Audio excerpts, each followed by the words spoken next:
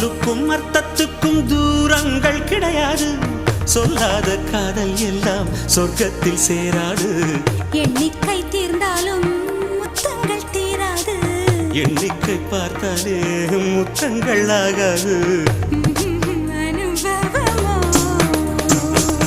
என் வீட்டு தோட்டத்தில் பூவெல்லாம் கேட்டுப்பார். என் வீட்டு ஜன்னல் கம்பி எல்லாமே கேட்டுப்பார்.